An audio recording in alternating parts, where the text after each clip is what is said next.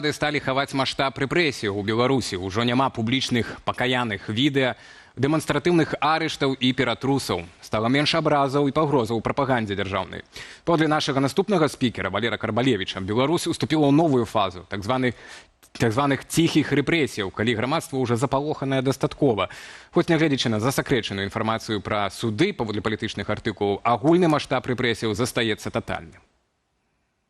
Толькі за апошні тыдзень праваабаронцы даведаліся пра дзясяткі выпадкаў турэмных тэрмінаў, у тым ліку для сталых, заслужаных у сваёй прафесіі асобаў. У Гомелі 2 гады калоніі прысудзілі 70-гадовай Сафіі Бачурынскай. Пенсіянерку, якая захаплялася падарожжамі і мастацтвам, абвінавацілі за нібыта удзел у экстрэмісцкім фармаванні і паклёпе ды абразе Лукашэнкі. Бачурынская сталася найстарэйшую з жанчын, якіх трымаюць у няволі з палітычных матываў. У Менску 2 гады калоніі атрымала 62-гадовая Марына Петражыцкая, завуч гімназіі нумар 34. Настаўніцу з 40-гадовым педагагічным стажам абвінавацілі ва ўдзеле ў экстрэмісцкім фармаванні. Яе арыштавалі ў кастрычніку мінулага года. Такія выракі цяпер рэдка робяцца навіною, бо ўлады мяняюць тактыку. Паводле праваабаронцы Паўла Сапелкі, задачу застрашвання выканалі. Дзяржава пераключаецца на латэнтны, нябачны рэпрэсіўны рэжым. Публічнасць рэпрэсіяў больш не патрэбная, бо, наадварот, разбурае вобраз стабільнай Беларусі і перашкаджае кантактам з Захадам. Але што гэта азначае для грамадства? Ці не стане такі падыход яшчэ больш небяспечны за папярэдні? Гучны гвалт. Што чакае Беларусь у час ціхіх рэпрэсіяў і што будзе далей? Ужо цяпер з намі на відэасувязі знаходзіцца палітычны аглядальнік радыё «Свабода» Валер Карбалевіч. Спадар Валер, вітаем вас. Добрый вечер. Спадар Валер, ну вось мы для нашых гледачоў арганізавалі такую апытанку, чаго ж улады ўласна пачалі прыхоўваць гэтай рэпрэсіі. Ёсць некалькі варыянтаў адказу, усіх запалохалі, баяцца адказнасці, хочуць перагарнуць старонку, альбо нічога не прыхоўваюць, лютуюць як і раней. Вы б як адказалі вось на нашае пытанне? Тут ёсць некалькі чыннікаў, чаму улады хаваюць рэпрэсіі. Ёсць чыннік міжнародны, пачаліся некія ці то дыялог, ці то перамовы з Злучанымі Штатамі Амерыкі, і на гэтым тле улады не хацелі б надта афішыраваць рэпрэсіі. Потым у Беларусь запрасілі Верховнага камісара па правах чалавека. І напярэдадні яго візіту или падчас візіту улады таксама не хацелі дэманстраваць публічна свой жорсткі характар. Ну і акрамя таго, ёсць унутраныя чыннікі. Сапраўды улады выканалі задачу застрашэння і цяпер дэманстраваць брутальнасць, там ламаць дзверы, захопваць людзей на вуліцах, пакаяльныя відэа пускаць ужо няма неабходнасці. Ну і плюс да ўсяго рэпрэсіі разбураюць той канструкт ідэалагічны пра стабільнасць, пра народнае адзінства, бо калі кожны дзень людзі чуюць, як ўсё новыя і новыя экстрэмісты з'яўляюцца, то ідэя народнага адзінства як бы тут зусім не дарэчы.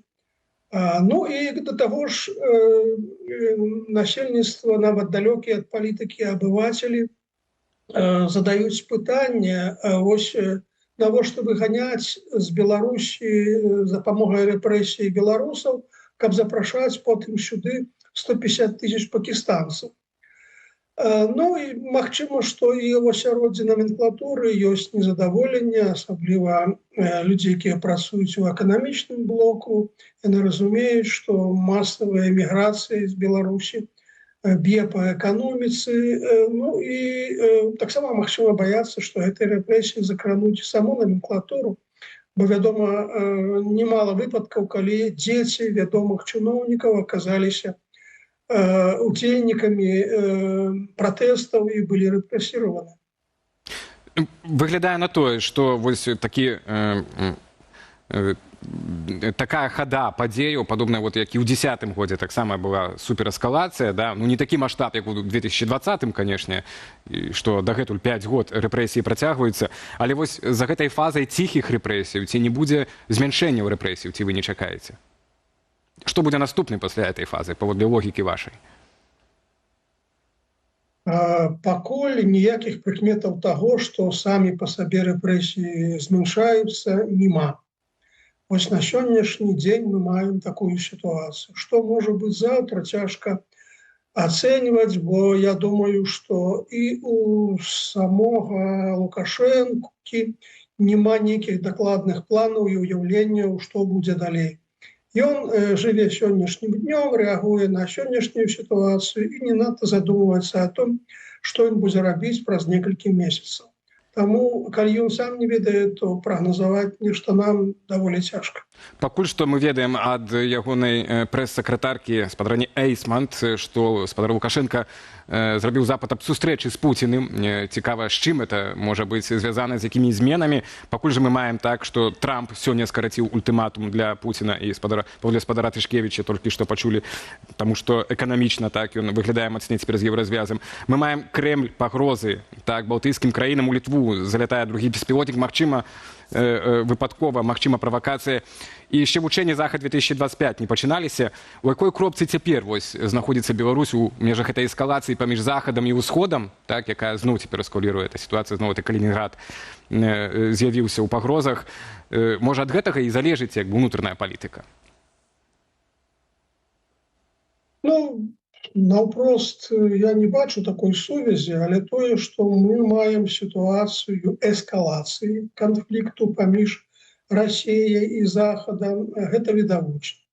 З аднаго боку, тут і гэтыя пагрозы Трампа в адрес Пуціна, гэта новы пакет санкцый адносна Расіі і Беларусі.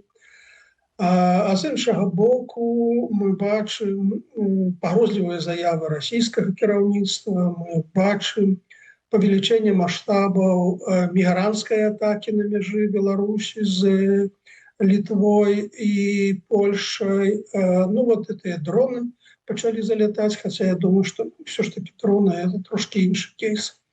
Ось, ну, планы размяшчэння на тэрыторыі Беларусі ядзернай зброі расійскай, планы размяшчэння тут расійскага ракетнага комплексу «Арэшнік», все гэта. Ну і плюс так, гэта самае вучэнне Захад-2025, все гэта сведчыць пра тое, што напружанасць, скажем так, не зменшаецца па меншай меры, а можа і нарастае.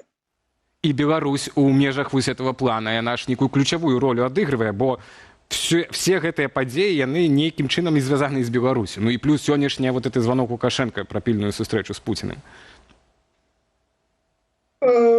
Так, безумоўна, гэта звязана з Беларусю, менавіта Беларусь тут знаходзіцца на пярэднім фланзе, пярэдняй лініі канфлікту. І я звярнуў увагу, што не выпадкова,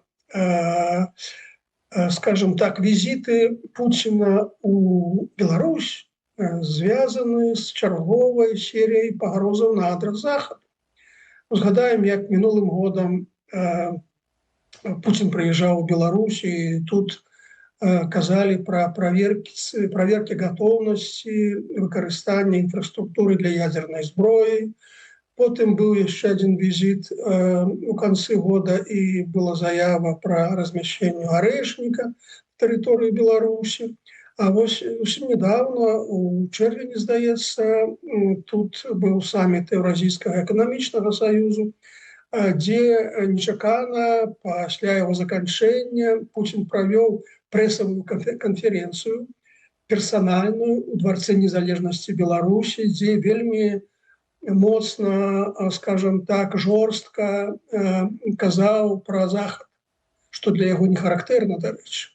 Вось, таму Пуцін рэгулярна выкарыстоўвае Беларусь дзеля таго, каб чарговым разам памахаць кулаком на адрас Захаду.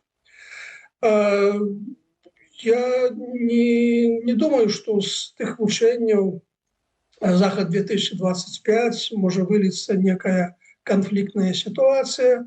Вось, тым не менш, суседзі напружаныя, суседзі непакояцца, і самі па сабе сам факт вучэнняў – гэта дадатковы чыннік для ўзмацнення напружанасці. Вось гэта можна казаць відавочна. Так, вучэнні, нагадаем, толькі спадарству верасні адбудуцца ўжо хутка. Дзякуй вялікі за размову. Валер Карбалевіч, палітычны аглядальнік Радыё Свабода, быў з намі на відэасувязі.